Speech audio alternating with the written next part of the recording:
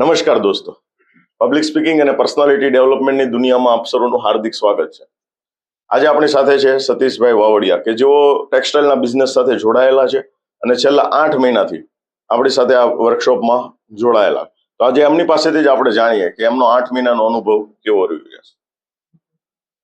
યોગેશ સરનો ખૂબ ખૂબ આભાર અને જિજ્ઞેશભાઈનો ખૂબ ખૂબ આભાર કે એને અમને જે અહીંયા મોકલ્યા અને પબ્લિક સ્પીકિંગમાં અમે 6 મહિના જે કાંઈ અહીંયા શીખવા મળ્યું અમને, એમાંથી પહેલા તો અમને એવું લાગતું કે ભાઈ ઘર પરિવારમાં આપણે જ કાંક છે એમ, પણ અહીંયા આવ્યા પછી ખબર પડી કે એ વસ્તુ કાંઈ હોતી નથી.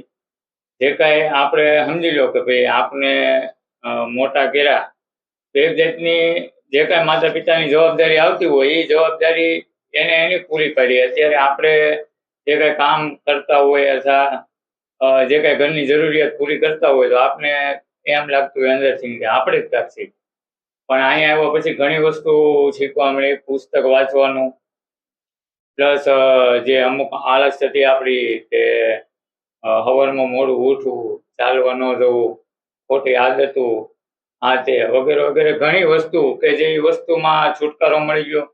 સારા પુસ્તકો વાંચવાની સારી ટેવ, સારું બોલવાનું અને ઘણી બધી વસ્તુની અંદર બધું શીખવા મળ્યું અને સારું એવું મારું રહ્યું 6 મહિનાની અંદર જે આ કોર્સ કર્યો એમાં. અને કોઈના પ્રત્યે આપણે અમુક વસ્તુ જે વિચારતા કે ભાઈ આપણે જ કાંક છે ને આપણે જ રાઈટ છે, પણ એવું કાંઈ હોતું નથી. અને પહેલા તો મને એવું લાગતું કે ભાઈ આપણે કાંક છે અને આપણે આમ બોલીએ તેમ બોલીએ, પણ હકીકતમાં જ્યારે સ્ટેજ ઉપર આવી ત્યારે આપણે ખબર પડે છે કે ભાઈ કેમ બોલાય. 1-2 વખત તો યોગેશ સરે ઊભા કરીને પણ ત્યાંથી અહીંયા આવીને સ્ટેજ ઉપર એટલે તમારું આખું મગજ બ્લેન્ક થઈ જાય, કોઈ વસ્તુ યાદ ન આવે કહેવાનો મતલબ. અને 25 થી 30 ગોલ જે કાંઈ દેવામાં આવ્યા હતા એની અંદર 15-17 જેવા જે કાંઈ નાના મોટા પૂરા થયા છે. આવનારા જે કાંઈ ગોલ મારા બાકી છે એ હું ટ્રાય કરીશ કે આ વર્ષની અંદર પૂરા થઈ જાય. અને બીજું યોગેશ સર પાસેથી એવું શીખવા મળ્યું કે તમે 2 વર્ષ 3 વર્ષના જે કાંઈ ગોલ તમે નિર્ધારિત કર્યા છે એને વર્ષ દિવસમાં કઈ રીતે પૂરા થાય, એનો પાવર અને એનો એક જુનૂન તમને આ બધી વસ્તુ કરવાથી અને આ તમે તમારા સમય મર્યાદામાં તમે પૂરું કરી શકો છો.